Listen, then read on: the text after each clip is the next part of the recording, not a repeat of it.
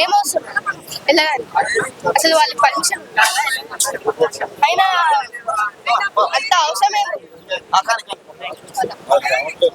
ప్రస్తుతానికి ఒక 3 రోజులు అయితే నీకు సోమవారం వరకు జైల్లోనే ఉండాల్సి ప్లాన్ చేశారు. ఇది పక్కా ప్లానింగ్. అసలు పొలిటికల్ వాళ్ళు మొత్తం కలిసి చేశారు. లేకుంటే అంత అవసరం ఏముంది ఆయన అరెస్ట్ చేయడానికి? ఆయన ఏమైనా చంపారా వెళ్ళి, లేకుంటే రమ్మన్నారా ఫ్యామిలీ తీసుకొని? వాళ్ళకై వాళ్ళు వచ్చి అలా అయిపోయింది. అలా జరిగితే ఇప్పుడు ఆయన మీద నిందేస్తే ఎలా? మాత్రం అసలు అన్యాయం.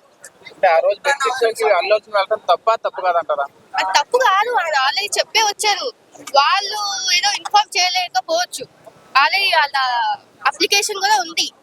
అయినా వాళ్ళు అలా చేశారంటే సెక్యూరిటీ లేకుండా ఈ 100% ప్లానింగ్. మెగా హస్తం ఉందంటారా? మరి చాలా మంది అంటున్నారు మెగా హస్తం వాళ్ళు కావాలని చేపించారు. వాళ్ళకంటే పొలిటికల్ అంటే రేవంత్ రెడ్డి, ఇలా పవన్ కళ్యాణ్ వాళ్ళందరూ కలిసి చేశారని. పవన్ కళ్యాణ్ హెల్ప్ చేస్తారా మరి ఇప్పుడు వచ్చి? ఆయన ఎందుకు చేస్తారు? ఆయనే కదా చేపించింది. ఆయన ఎందుకు చేస్తారు? ఆయనే మొత్తం ప్లాన్ చేపించి రేవంత్ రెడ్డి దగ్గర చెప్పించి మొత్తం చేసి అంత తప్పైన కేసు. అసలు ఇది రాంగ్. పవన్ కళ్యాణ్ గారు తలుచుకుంటే అల్లు అర్జున్ గారు వినిపించచ్చు కదా?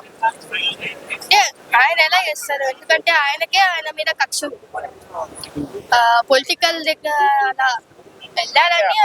కూడా ఆయన సపోర్ట్ చేయలేదు కదా ఎలక్షన్ టైంలో, అది కరెక్ట్ అంటారు. అది ఆయన ఇష్టం కదా. ఆయన ఏ పార్టీకి కావాలనుకుంటే ఆ పార్టీకి వెళ్తారు. ఆయన తప్పేముంది? అసలు ఆయనకు కావాల్సింది ఆయన చేశారు. దాంట్లో అసలు తప్పే లేదు.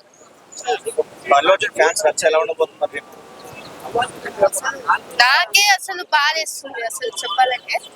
ఇలా నేను అసలు అనుకోలేదు. అది చూసి షాక్ అయిపోయి, అదేంటి అంత ఫాస్ట్ గా వెళ్ళి అరెస్ట్ చేయాల్సిన అవసరం ఏముంది అసలు? అవార్డు రైట్ అని పోలీస్ జీప్ లో తీసుకెళ్లడం, ఆయన ఓన్ కార్ లో కాకుండా నేరస్తులాగా ఎలా అనిపిస్తుంది?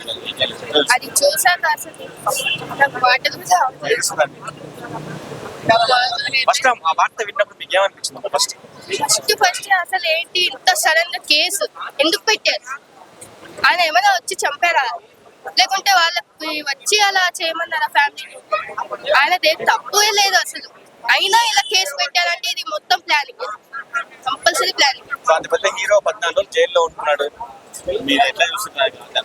ఇది మాత్రం చాలా అన్యాయం చేశారు. తప్పక కర్మ వస్తుంది వాళ్ళకి.